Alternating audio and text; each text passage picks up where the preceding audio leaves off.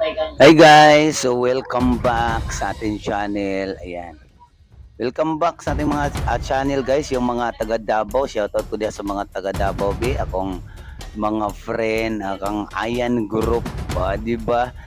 Diyan sa sa Manay. Ayan. Shoutout sa inyo din. Shoutout din sa mga taga Jinsan nga atong mga katiits. So shoutout sa ako ang LTH GP Group na mga kagrupo ko guys. Ayan. So, share ko sa inyo itong ating video, Bisaya Tagalog itong aking video dahil more on Bisaya tayo na mga followers. So, ako na lang ni siyang isaksak sinagol. So, Bisaya Tagalog na lang ni ato ang vlog. So, itong area guys na aking iniskan, ang istorya po nito guys ay meron pong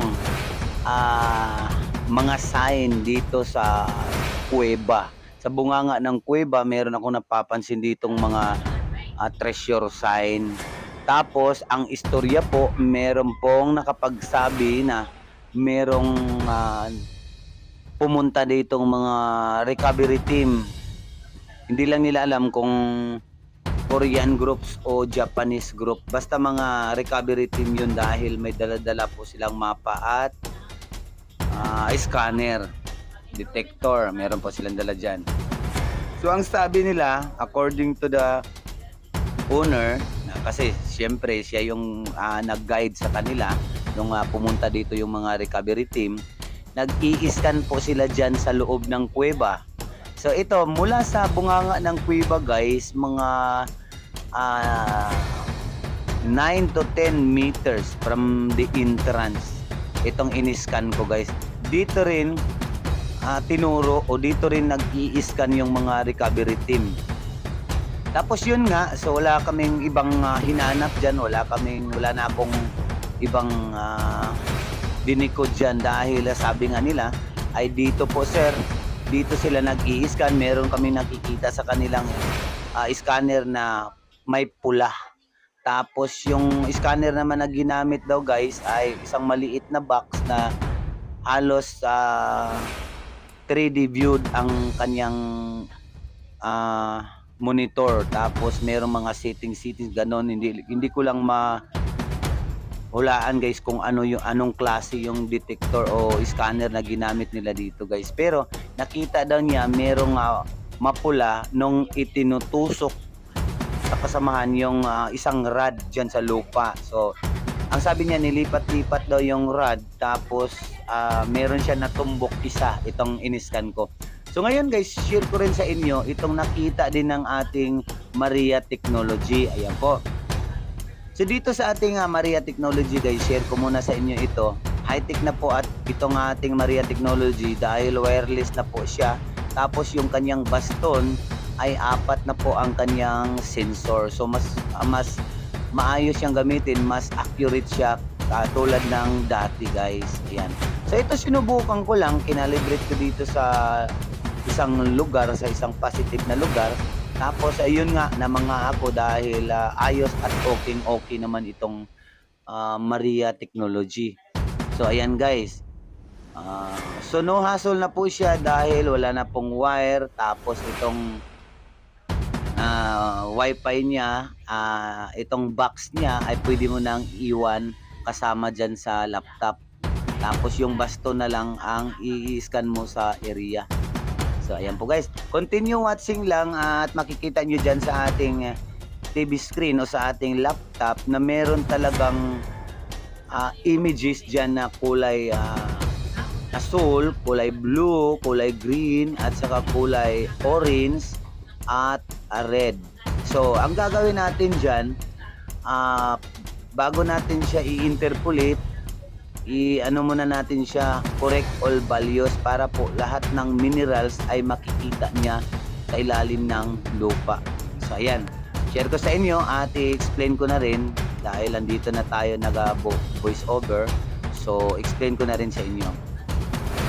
So ayan guys, pagkatapos ng scanning, ito po ang makikita. Ayan, press okay lang po natin. Ayan.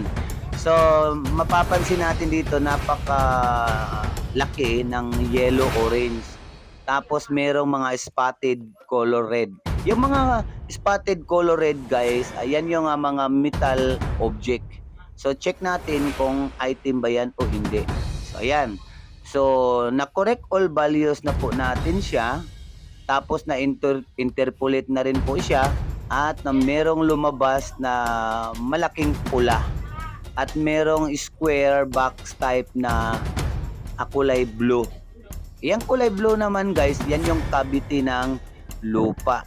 Tapos itong red object na nasa itaas, malamang ito na po yung treasure na sinasabing dinetect na ng isang recovery team. Yan po.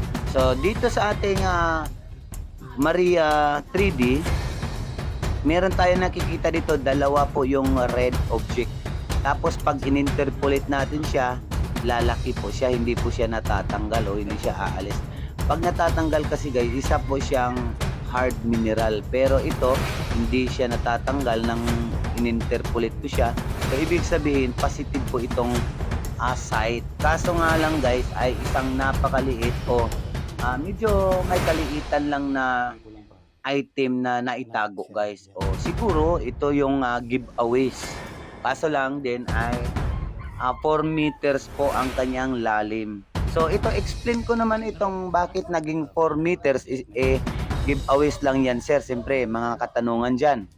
So ito, siguro dati ito nung ibinaon ng hapon ay nasa 1 meter lang to 2 meter ang lalim niyan nung pagkabaon.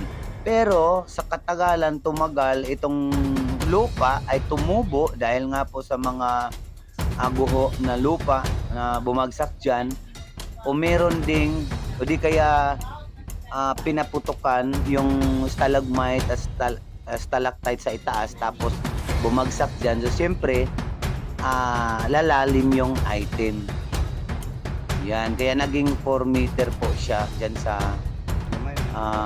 screen o sa ating 3D scanner. So yan po guys. So i-check ko pa rin siya kung ano talaga siya, item ba talaga o sure metal siya. Basta hindi tayo sigurado kung bomba man yan o di kaya isang kapsula ng bala. Kadalasan kasi yung kapsula nilagyan ng giveaways, 1 hanggang 3 bars. Tapos may mga gemstone at precious gems na nakapaloob. Ayan. So itong pag-checking ko guys ay masasabi ko nga positive na merong metal object yan. Kaya lang hindi ko sinasabing 100% treasure yan. Kasi according sa ating 3D, hindi naman po siya nakabox at wala siya, hindi po siya cemented box or ammo box or something treasure box. So ang sa akin lang is positive metal object around 4 meters depth. Yan sa lalim po. So ito, shortcut lang na video ito guys, dahil yung mga video ko guys, kung gusto nyo panoorin sa ang aking full video, nasa YouTube po, YouTube channel ko po na LTHP TV channel. Yan po, doon ako magpo-post ng mga full video, full episode po, dahil dito sa aking page sa Facebook ay ano po siya, restricted po tayo sa stream ads. So logi ako pag dito ako nagpo-post palagi ng mga video, dahil wala rin po akong maisaho dito kahit isang kuting. So sayang din po ang aking pinaghirapan at pag-i-edit ng mga video. Tulad nito guys, medyo mahabang video, lagpas 10 minutes. So medyo nakakapagod din po ang paggawa ng voice over at editing gamit itong ating KineMaster. Yan po guys. So ako guys ay nag-share ako ng mga video para po matulungan din po yung iba na merong mga 3D imager tulad ditong Maria Technology. At yung iba naman na wala pang mga ganito guys, sayang din po ang paghahanap kung wala tayong mga gadget tulad nito. At ang importante po dyan guys, yung metal detector, kahit mababa lang po yung kanyang madidetect, dahil at least meron naman kayong maiuwi na mga points o giveaways na mababaw lang. Kasi giveaways kasi guys is nasa loob lang ng bato hindi aabot ng isang metro o 1 meter. So kadalasan po ay 1 foot lang kalalim o less than 1 foot. Then meron din iba na nasa loob mismo ng bato. Pag biyak mo ay nandiyan na. So ito, kuweba ito guys, sa flooring ito nakatago dahil nga tinuro ng may-ari na iniskan na daw ng isang Taiwanese o Korean or Japanese. Kaya pina-scan niya, diretso po siya guys. Tapos nung gumamit naman ako ng long range locator, wala naman pong ibang maihagip o wala naman pong ibang madidetect maliban dyan sa gitna na yan na may sinasabing treasure. Ayan po guys. So dagdag ko dito sa ating image guys na talagang itong halos kulay orange ang nakikita sa 3D. Ang ibig sabihin po niya guys ay mineralized po o high minerals yung area, buong area, dahil nga po stalagmite at stalactite yung nasa flooring. So syempre po minerals po, high minerals po yan, yung stalagmite at stalactite. Thank you so much for watching guys. God bless you all. Please like,